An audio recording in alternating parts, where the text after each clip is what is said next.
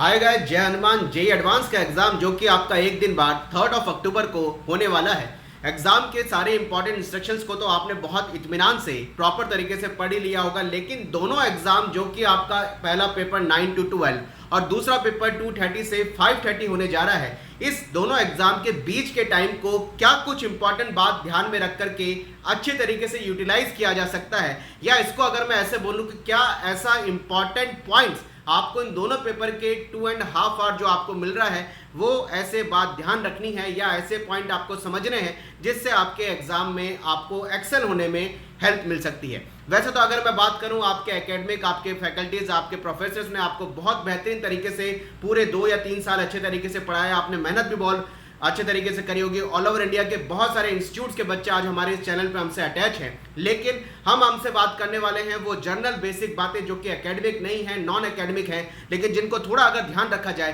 तो आपको हेल्प और सपोर्ट मिल सकता है। आपसे एक बात सबसे पहले शेयर करना चाहूंगा कि जेई एडवांस का एग्जाम थोड़ा सा अनसर्टेन होता है, जिसके मार्किंग स्कीम आप सभी को पता है पहले से एग्जैक्टली फाइनल नहीं होती है। कितने क्वेश्चन किस मार्क्स के आएंगे, कैसे पेपर होगा, ये जरूर है कि मैच द फॉलोइंग क्वेश्चन आ सकते हैं, सिंगल करेक्ट या फिर मल्टीपल करेक्ट क्वेश्चन आ सकते हैं, या फिर इंटीजर टाइप क्वेश्चंस आ सकते हैं। ये सारे क्वेश्चन का मिला जुला आप सब ने एफर्ट्स भी लगाए होंगे, लेकिन आप सभी को ये ध्यान देना होगा कि एग्जामिनेशन हॉल में मेरे पास बहुत ज़्यादा बच्चों के कॉल आ रहे हैं कि एग्जामिनेशन हॉल के लिए बोला गया है कि 7 o'clock क्या हमें रिपोर्ट करना है। सबसे पहले तो आप सभी को बोलना चाहूँगा, आईआईटी खड़गपुर के उन्होंने क्लियर कर दिया है कि आईआईटी खड़गपुर द्वारा आप सभी स्टूडेंट्स को पर्टिकुलर आपके मोबाइल पे रिपोर्टिंग का जो एग्जैक्ट टाइमिंग है वो आपको मैसेज के थ्रू इंटीमेट किया जाएगा, और उस रिपोर्टिंग के टाइम पे आपको सेंटर पर पहुंचना बिल्कुल जरूरी है। यहाँ ये बात उन्होंने क्लियर करी कि 7 o'clock जैसे 9 o'clock पेपर आपका 1 चालू होने वाला है, तो सुबह 7 बजे से उन्होंने बोला है कि रिपोर्ट होगा, क्योंकि 7 बजे से वो लोग एंट्री कहीं ना कहीं चालू करना चाहते हैं। कोविड का एनवायरमेंट है, गवर्नमेंट भी चाहती है कि सोशल डिस्टेंसिंग के नॉर्म्स को फॉलो करते हुए आपको एंट्री दी जाए, इसलिए उन्होंने बोला है कि आपका पर्टिकुलर हर एक स्टूडेंट का रिपोर्टिंग टाइम उनको मैसेज के थ्रू इंटीमेट होगा। तो गाइस इस चीज को समझिए, आपको परेशान नहीं होना है, क्योंकि मुझे बच्चे बार बार यही कहने हैं कि क्या हमें 7 बजे से एग्जामिनेशन सेंटर पे पहुंचना है। 7 o'clock से उन्होंने बोला है कि रिपोर्टिंग, आपको बोला है कि रिपोर्ट, या फिर 7 o'clock से उन्होंने बोला है कि एंट्री प्रोसेस को हम चालू कर सकते हैं,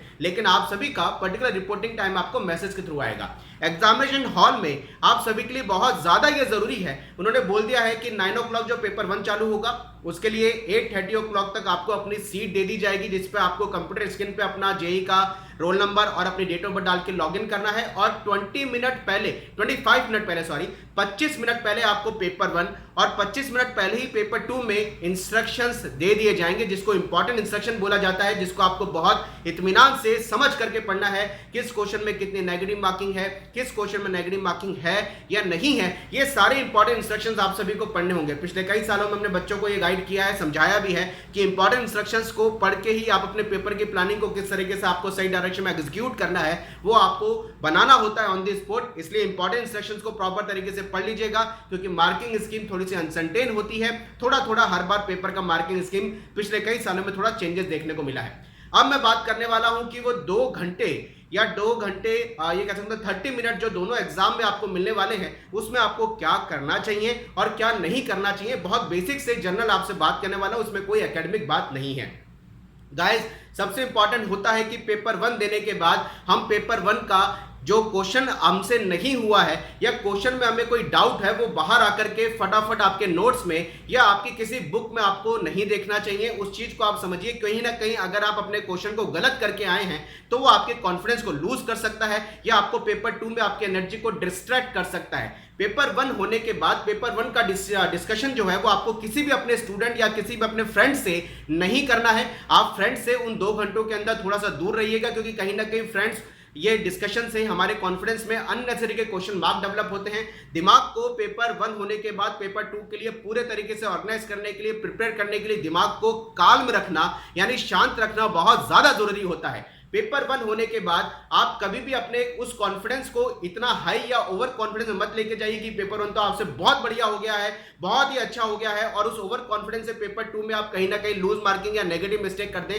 पेपर 1 में अगर आपको ऐसा लगता है कि पेपर 1 आपका आपके एक्सपेक्टेशन के हिसाब से या जितना आपने सोचा था उतना नहीं भी अच्छा गया है, तो पेपर 2 पे उसका कोई भी नेगेटिव इफेक्ट आपका नहीं आना चाहिए। यानी दो बातें मैं कह रहा हूं, एक तो पेपर 1 के ओवर कॉन्फिडेंस से आपको बचना है, पेपर 2 के नेगेटिव इंपैक्ट, अगर किसी बच्चे का पेपर कई बार होता है कि आप जितनी एक्सपेक्टेशन लेके जाते हैं उतना आपका पेपर 1 नहीं हो पाया, तो उसका कोई नेगेटिव इफेक्ट आपके पेपर 2 पे नहीं होना चाहिए, क्योंकि पेपर 1 पेपर 2 बिल्कुल डिफरेंट अलग अलग हैं। पेपर 2 में पेपर 1 का कोई नेगेटिव इफेक्ट आपका ना आए, पेपर 2 के लिए भी आपको पूरा अपने आप को बचे हुए 2.5 आवर में जो आपके दोनों पेपर में गैप है अच्छे तरीके से मेंटल प्रिपेयर करके पूरी एनर्जी, पेपर 2 में पूरा नया जोश, नई एनर्जी और 100% कंसंट्रेशन से अटेंड करना चाहिए पेपर 2। और पेपर 1 का किसी भी तरह का इफेक्ट पेपर 2 पे नहीं आना चाहिए, क्योंकि पेपर 1 पेपर 2 दोनों नई जर्नी है, बिल्कुल नए पेपर हैं। पेपर 1 अगर बहुत टफ भी आ गया और आपको लगा बहुत टफ है और आप उस नेगेटिव मेंटेलिटी से पेपर 2 को देने जा रहे हैं, तो कहीं ना कहीं उसका नेगेटिव इफेक्ट आ सकता है। इसलिए आपको बिल्कुल अपने दिमाग को उस समय कूल रखना है, कंफर्टेबल रहना है। एक बहुत इंपॉर्टेंट बात आप सभी से कहना चाहता हूं, जिन बच्चों को दोपहर में सोने की आदत है वो कल और परसों यानी आज और कल में अपनी इस आदत को थोड़ा सुधारने की कोशिश करें, क्योंकि आपको केवल 2.5 आवर का टाइम मिल रहा है, इसमें कोई लंबी नींद आपको नहीं लेनी है। अगर आपको लगता है तो थोड़ा सा आप झपकी रह सकते हैं, जिसे हम स्नैप कहते हैं, ताकि आप अपने दिमाग को, अपने माइंड को और अपनी आइज को थोड़ा सा रेस्ट दे पाए।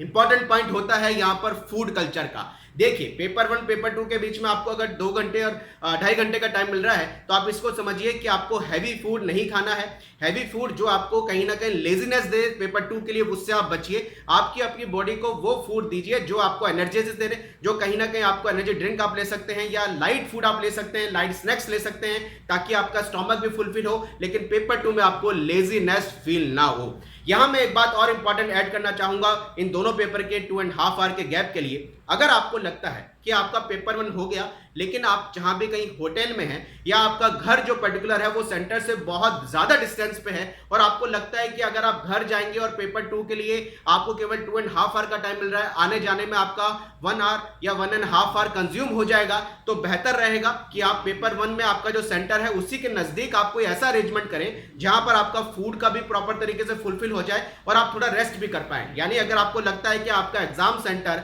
आपके होटल से या आपके घर से बहुत ज्यादा डिस्टेंस पे है, तो सजेशन थोड़ा सा ये देना चाहूंगा कि आप वहीं पर ही स्टे कर लें। अगर आपको लगता है कि आने जाने में बहुत ज्यादा टाइम कंज्यूम हो जाएगा और इतना हड़बड़ाटी या रशिंग रहेगा कि पेपर 2 जब चालू होगा एग्जामिनेशन हॉल में पहुंच पाएंगे और वो रशिंग में आप कहीं अपने आप को कॉन्सेंट्रेट आपका लूज करें या परेशान हो, उस चीज से थोड़ा बचिएगा। पेपर 1 पेपर 2 में आपको दिमाग को काल्म रखना बहुत ज्यादा जरूरी है। दोनों बीच में बचे हुए 2 घंटे के गैप के लिए आपको ये समझना है कि दिमाग को आपको चार्ज करना है, दिमाग को आपको रेस्ट देना है, ताकि आप पेपर 2 के लिए वापस से एनर्जाइज होकर के बेस्ट तरीके से आउटपुट निकालने के लिए मेहनत कर पाए। तो गाइस मुझे आपसे केवल यही बात कहनी थी। अब आपका एग्जाम जस्ट 3 अक्टूबर को नजदीक आ चुका है। आप सभी के एफर्ट जो भी आपने किए हैं, आपने बहुत मेहनत करी है, समझ सकते हैं उस चीज को, और आपको उसका आउटपुट भी मिलने वाला है। हम तो ऊपर वाले से यही एक दुआ करते हैं कि आपका दोनों एग्जाम जेईई एडवांस का बेहतरीन जाए, जो भी आपके एफर्ट्स के हिसाब से बेस्ट हो और आपको आपके मनपसंद आईटी में मनपसंद ब्रांच मिल पाए। तो गाइस आने वाले 2 दिन में मेरा कोई वीडियो अभी चैनल पर नहीं आएगा, क्योंकि आपका एग्जाम बिल्कुल नजदीक हो चुका है